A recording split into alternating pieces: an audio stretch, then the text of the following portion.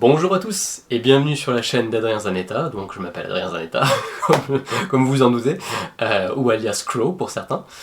Aujourd'hui on va voir un domaine qui est assez touffu on va dire, mais je vais tenter de vous apporter la simplicité à travers ce domaine, donc d'en extraire l'essence utile, puisqu'en soi c'est pas compliqué sauf si on veut le rendre compliqué. Bon, pour ce qui est de la pratique de ce que je vais tenter de vous expliquer aujourd'hui, c'est autre chose, et c'est un tout autre débat, enfin un tout autre ressenti personnel sur la façon dont vous allez le faire, mais dans ce qui concerne la logique, c'est pareil pour tout le monde.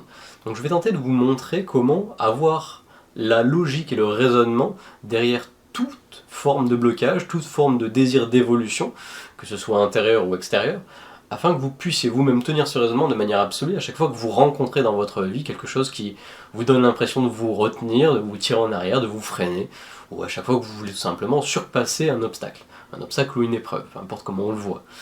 Donc l'idée, et pourtant là je vais essayer vraiment de raccourcir les choses au maximum, mais sans pour autant en oublier l'essentiel, c'est vraiment de comprendre que le corps humain, l'être humain en être général, pas seulement son corps, fonctionne sur 4 grands plans, on va dire.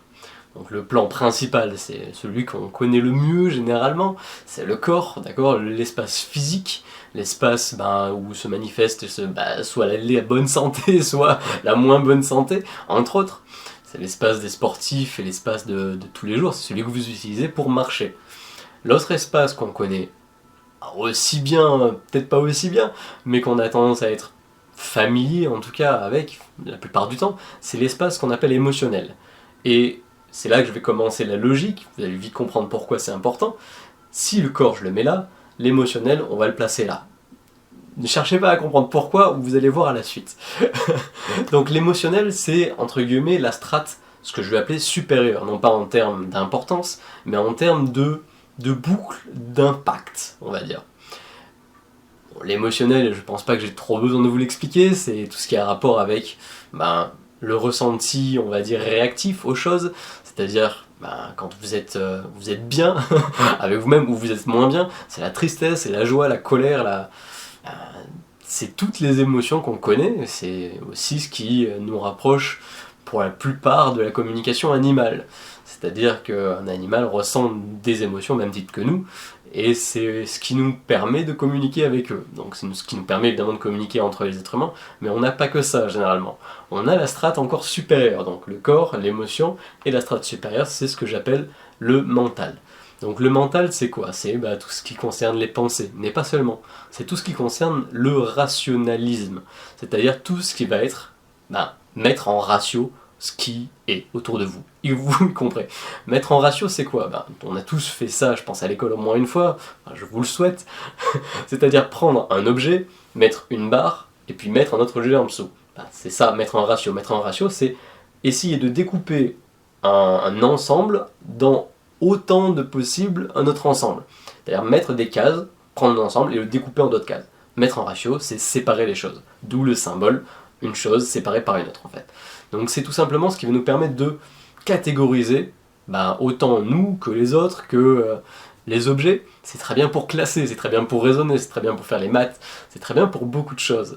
C'est pas bien pour tout, mais ça sert de manière proéminente dans notre société. Aujourd'hui on a basé une société, ça je le verrai dans une autre vidéo éventuellement avec vous si ça vous intéresse, basée essentiellement sur cet espace d'existence, j'ai envie de dire, c'est-à-dire le mental. Donc corps, émotion, mental. Et le dernier espace, alors là je vais demander à ceux qui sont un peu craintifs sur le sujet de ne pas encore fuir, parce que je vais utiliser un mot qui a tendance à faire peur, surtout en France, mais qui n'a rien à voir avec la religion, je vais parler de spiritualité, ou, comme l'aiment peut-être mieux certains rationalistes, le processus d'identification, ce qui revient pas exactement au même, mais qui se rapproche énormément.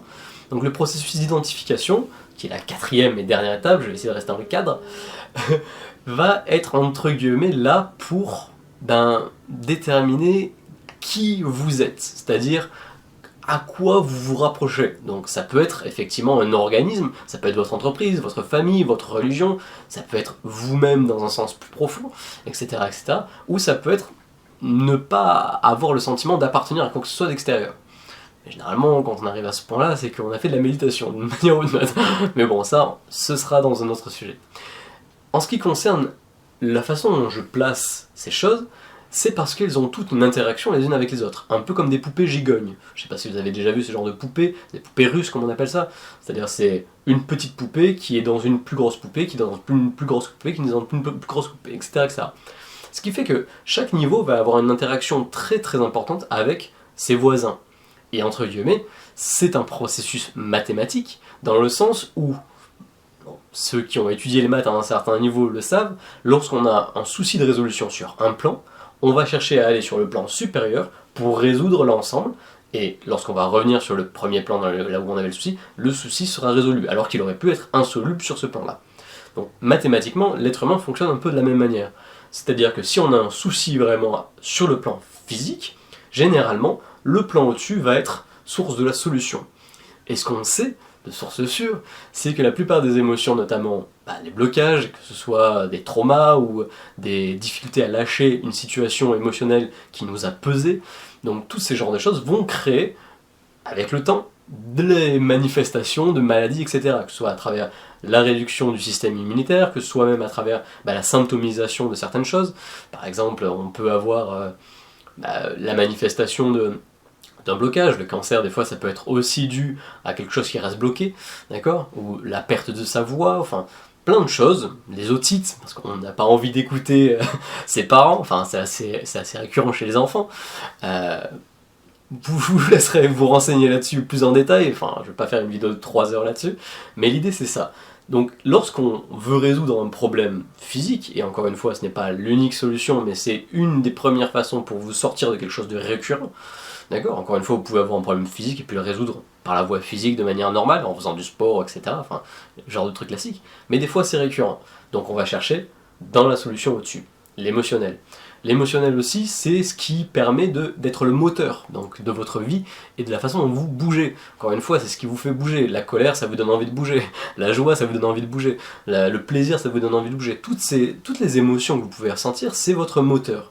Donc ça va aussi le nourrir. Donc c'est pour ça aussi que lorsque ça va mal de ce côté-là, le corps en dessous, il suit plus, d'une manière ou d'une autre. Mais des fois, l'émotion ne suffit pas.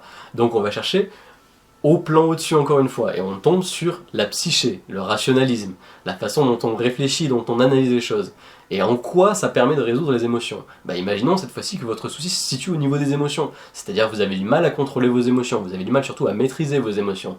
C'est-à-dire qu'à chaque fois que vous êtes dans une situation, vous avez tendance à surréagir aux choses, et vous n'êtes pas du tout maître de vous-même, vous vous laissez aller et vous créez des situations dans lesquelles vous n'avez pas vraiment de contrôle ou de possibilité d'interagir vraiment, en dehors de votre réaction un peu animale. Et dans ce cas-là, qu'est-ce que ça va faire ? La solution, c'est de chercher un recul par rapport aux choses. Et ça, le mental s'en occupe très bien, c'est-à-dire se différencier. Je vous rappelle, le rationalisme, c'est différencier les choses. Vous différenciez d'une situation, du coup ça vous permet de prendre du recul et d'éviter d'avoir une réaction qui n'est pas celle que vous auriez aimé avoir. Donc reprendre un peu de contrôle et un peu de maîtrise sur vous-même et sur la façon dont vous dirigez votre vie. Pour ça le mental c'est très bien. Et de la même manière, les pensées alimentent les émotions. C'est-à-dire qu'il suffit que vous pensiez à une situation qui est plus ou moins agréable, plus ou moins désagréable, et vous allez générer chez vous automatiquement, ou même une émotion qui est reliée à une personne, par exemple quelqu'un que vous n'appréciez pas ou que vous appréciez particulièrement, l'émotion va tout simplement naître de votre pensée, de la création que vous avez faite sur le moment présent. Donc c'est encore une fois le moteur du niveau en dessous, tout en étant la source de solution de la plupart des soucis que vous pourrez trouver là. Et on peut monter encore d'un niveau du coup, mais celui-là on l'oublie souvent, c'est le niveau spirituel. Donc en France c'est pas très forcément à la vogue en ce moment, mais enfin bon, tant pis.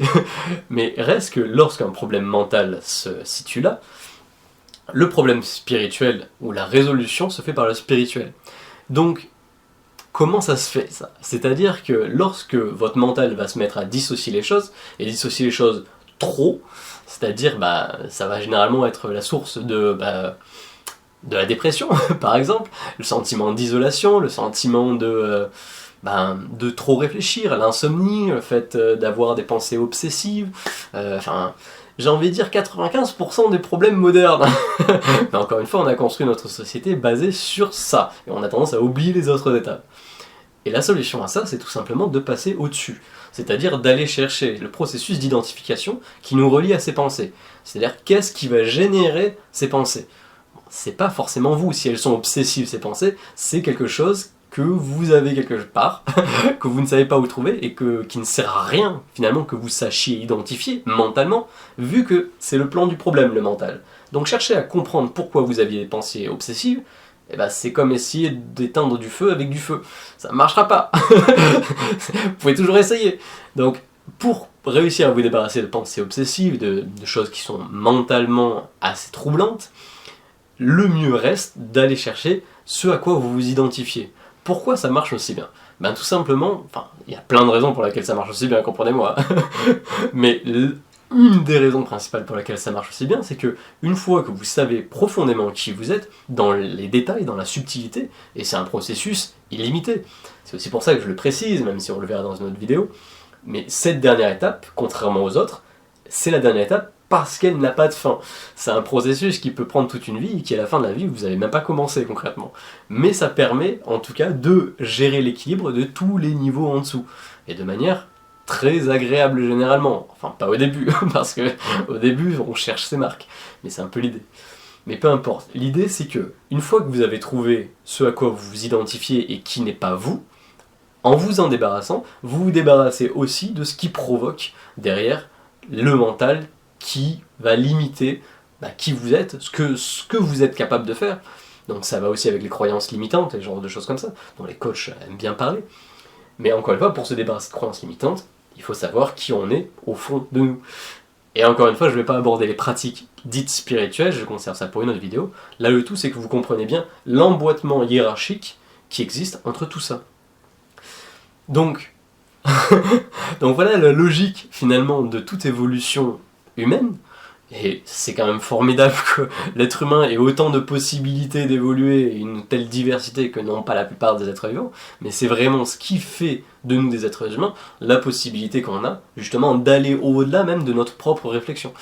Et ça, on l'utilise pas souvent, en tout cas pas complètement par rapport aux possibilités qu'on a vraiment. Donc je vous invite, vous, à regarder dans votre vie et voir exactement où est-ce que, et dans quelle catégorie, entre guillemets, vous pourriez mettre vos petits soucis, ou vos envies, ou vos désirs d'évoluer. Donc voilà, vous trouverez peut-être la réponse au niveau supérieur de comment aller plus loin que ça. Quoi qu'il en soit, je vous souhaite une excellente journée, je vous souhaite que l'amour soit votre guide, et si vous avez apprécié la vidéo, n'hésitez pas à la partager, à la commenter, à mettre un pouce en haut, et à vous inscrire si vous avez envie de vous tenir au courant de mes activités. En vous souhaitant encore une fois une bonne journée, et à la prochaine fois dans une autre vidéo.